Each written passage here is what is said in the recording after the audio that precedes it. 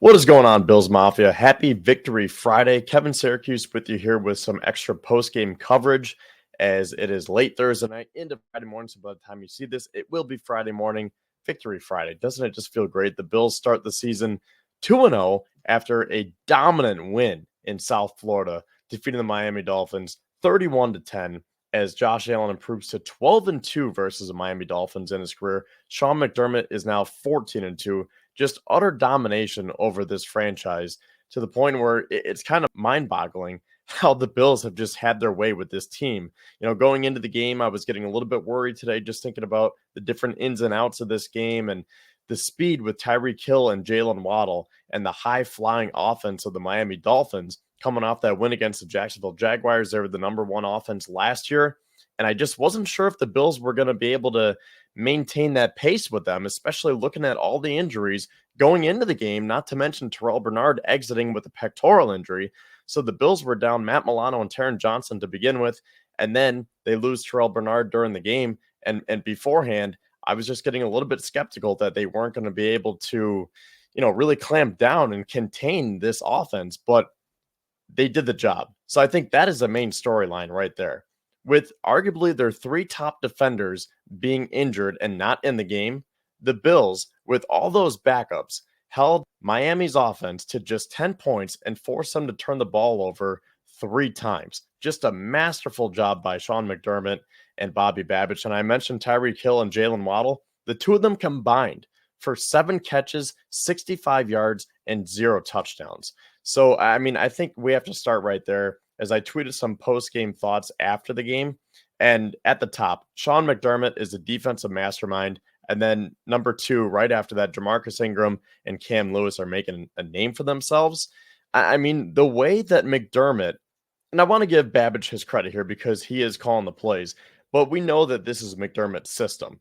But either way, Sean McDermott is a defensive mastermind, and the way that he can deploy someone like a Jamarcus Ingram into these dime packages that just completely throws off Tua Tagovailoa and opposing quarterbacks for that matter, it's just really impressive how he can literally take a UDFA from UB, nothing against UB, but a smaller school, not like an Alabama, Ohio State, or Georgia. You get an undrafted free agent like Jamarcus Ingram, you put him in the game against Miami's offense, and McDermott can make him look like an all-pro. So basically, if you're not familiar, dime is when you put that extra defensive back out there. So essentially, Jamarcus Ingram replaced Dorian Williams because that is very good coaching from McDermott and Babich, knowing that Dorian Williams is a little bit of a liability in pass coverage. So in obvious pass situations, you put Jamarcus Ingram out there.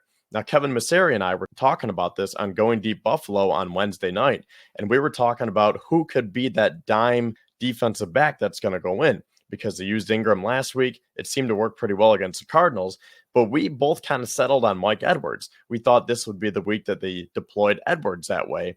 Maybe Cole Bishop, but we thought that he would at least be active, but it might be a little bit too much to ask for a rookie to step in. I will say he did make a very nice pass defended in the end zone later in the game in garbage time. But ultimately, McDermott went with Jamarcus Ingram, and he stepped up big time. 2 interceptions, 1 pick six, and he is arguably the game MVP. Now, you can flip it to the offensive side with James Cook as he ran the ball 11 times for 78 yards, 2 touchdowns, also added a receiving touchdown. But again, the way that McDermott can coach up this defense with all the injuries and all the backups that are coming, I'm talking about Balen Spector, Dorian Williams, Cam Lewis, another UDFA from UB, and Jamarcus Ingram. It's really, really impressive.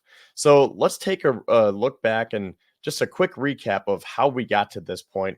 Again, the Bills beating the Dolphins 31-10.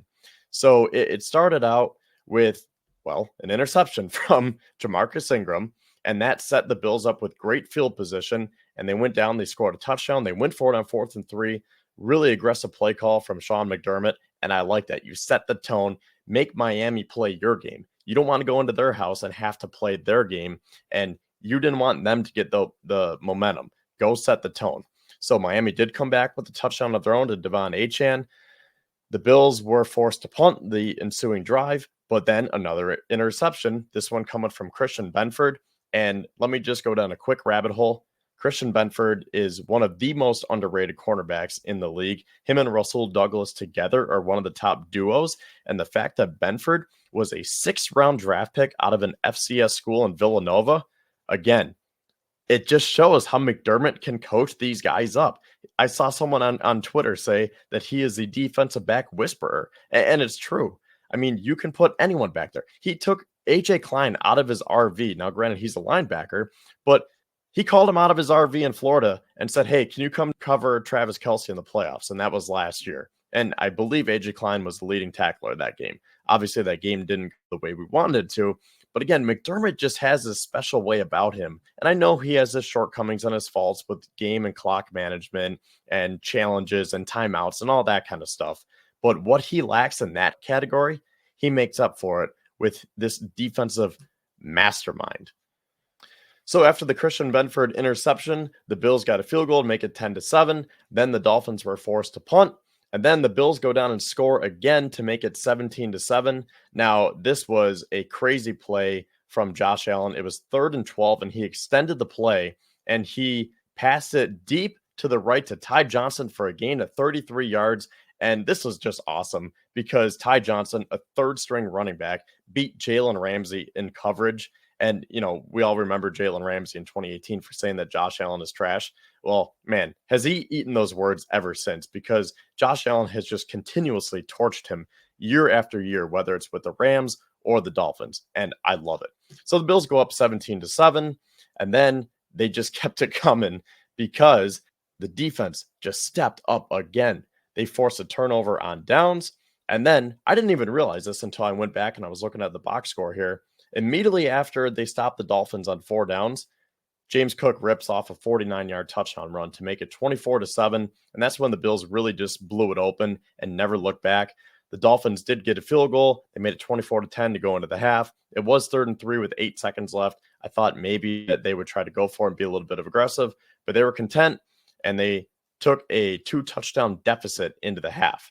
So then the Bills come out of halftime. They were forced to punt, but Miami gets it back, and then there's a pick 6 with Jamarcus Ingram. Then they really blew the doors off of them, 31-10. Now, I do need to say that Tua suffered that scary injury with that head-on collision with Damar Hamlin, so prayers up to him. I'm very glad that he was able to get up and walk away on his own power, and I heard Mike McDaniel's press conference after the game. He said that he was encouraging his teammates in the locker room, and his family was surrounding him. He was in good spirits, and then he was able to go home.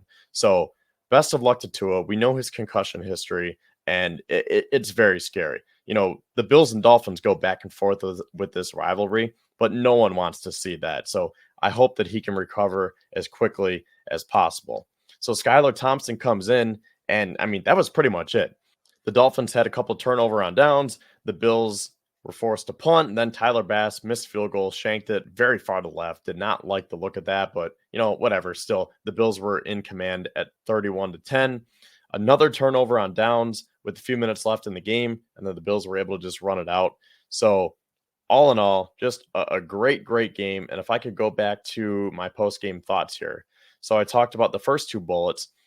I got to talk about Von Miller, because I think that the old Von Miller is officially back, and that is a great sign to see, because I mentioned this on the podcast with Kevin on Wednesday, but if you have Von Miller playing at a healthy level, and he is back to maybe not the old Von Miller because he is 35 years old, but if he can wreak havoc on opposing quarterbacks, that will open up so many lanes for these defensive linemen. And that's why I think that Greg Rousseau can have a breakout season, even someone like AJ Epinesa, who had a very solid game. Or if you're talking about the interior, Ed Oliver had a big game. Daquan Jones, we know what he brings to the table. Then you have Austin Johnson and Dwayne Carter backing them up. So I just think that it all starts with Von Miller. If he can get pressure on the quarterback, then that will make everyone else go. And looking at the stats here, so this is from Next Gen Stats. Von Miller generated all 4 pressures and a sack on 14 pass rush matchups against Dolphins right tackle Austin Jackson. Every one of his pressures got to the QB in under 2.5 seconds. Miller's 2.1 second average time to pressure is his fastest in a game since 2021. So that is a breath of fresh air right there. So let's just hope that that continues. Next bullet point here. I've already talked about him. James Cook as a weapon.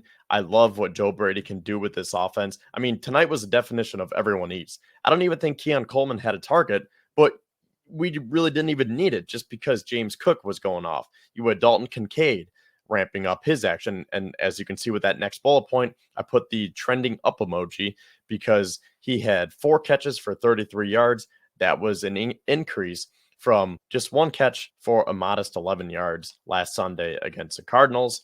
And then, speaking of which, Josh Allen, here's the other crazy stat. Josh Allen only had 141 total yards and just 1 touchdown. He had 139 passing yards. He was 13 and 19. And then he only had that 1 passing touchdown to James Cook. And he added 2 yards on the ground. Didn't hurdle anyone. He hurdled the Dolphins bench, but he didn't have to be Superman. He didn't have to go above and beyond to carry this team. And I think that if the Bills can win in this dominant of a fashion, and Josh Allen essentially had a quiet game. Now, yeah, he made the plays like that one with Ty Johnson, and he was still Josh Allen. But the fact that he only had 141 total yards and 1 touchdown, and the Bills won with other avenues. They won with defense. They won with James Cook. They won with guys stepping up. They won with Sean McDermott's defensive mastermind. That is a great sign for what's to come. So that being said, the Bills get a nice little mini bye here, 11 days off, and then they next take on the Jacksonville Jaguars September 23rd for Monday Night Football back at Highmark Stadium, and then they're on the road for 3 straight weeks. So 4 out of 5 weeks, the Bills will be on the road, but a great sign that they are 2-0 to start the season.